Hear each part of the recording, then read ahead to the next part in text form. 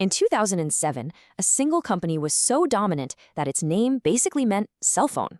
Just 6 years later, its entire mobile business was sold off for what amounted to scrap value. This is the autopsy of Nokia. The first piece of evidence in our examination is this number, 40%. Let that sink in. In 2007, that was Nokia's share of the entire global mobile phone market. We're not talking about a market leader. This was a market hegemon. And when you see it visually, wow, the data is even more stark.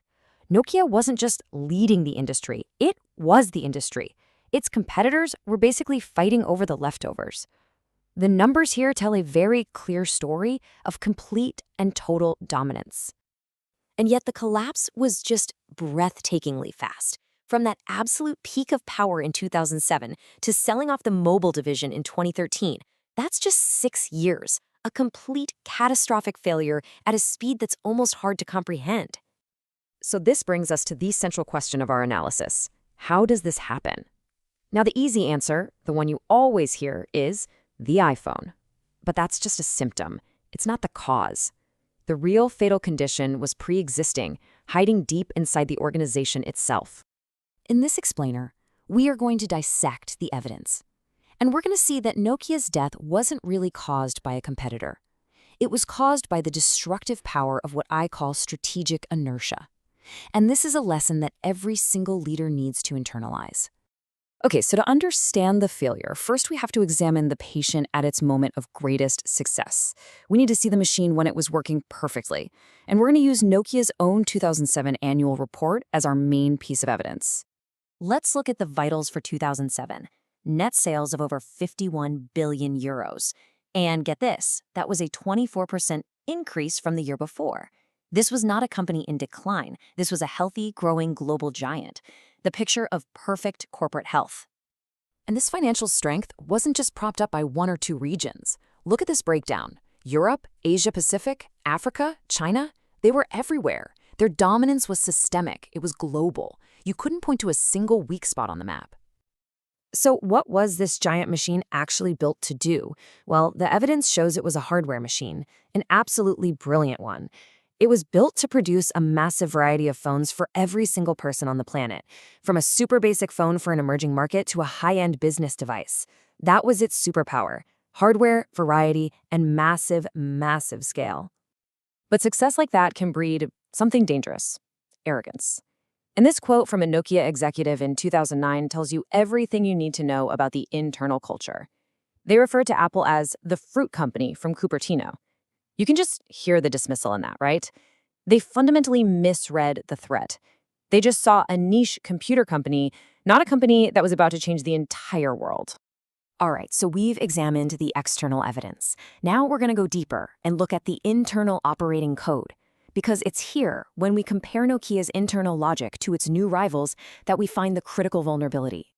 The two companies were like two different species. Nokia was a rational, bureaucratic machine. It ran on process. Decisions were made by committees. It was optimized to just produce variations of its hardware. Apple, on the other hand, was a vision-led organism. It was structured to deliver a totally integrated ecosystem where software and the user experience were everything. And you know, Nokia's culture wasn't an accident. It was a choice.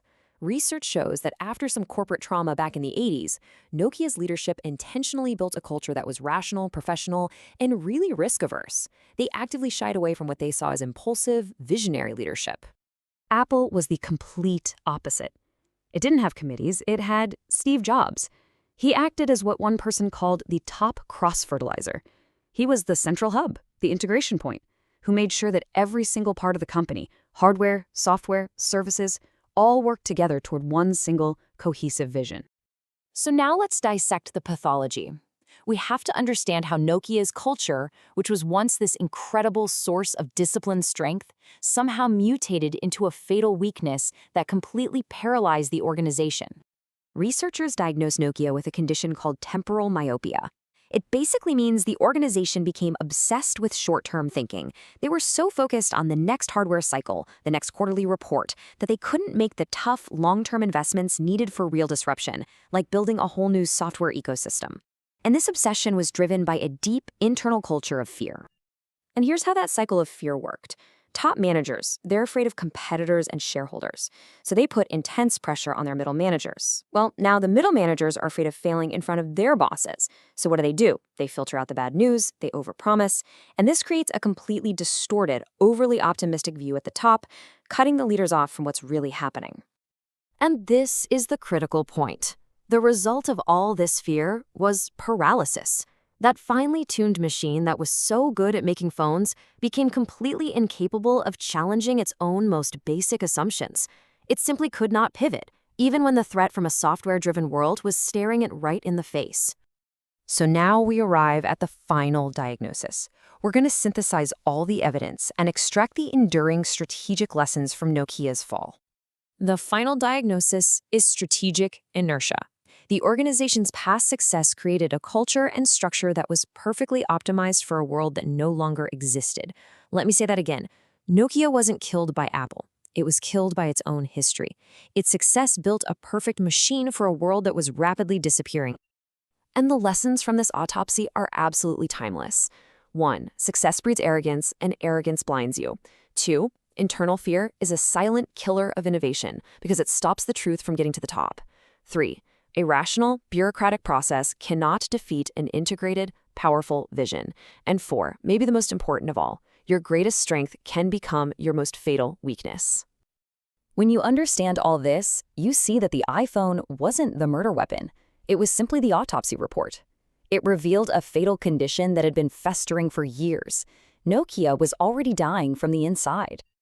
And this leaves us with one final critical question that every leader, every strategist has to ask themselves.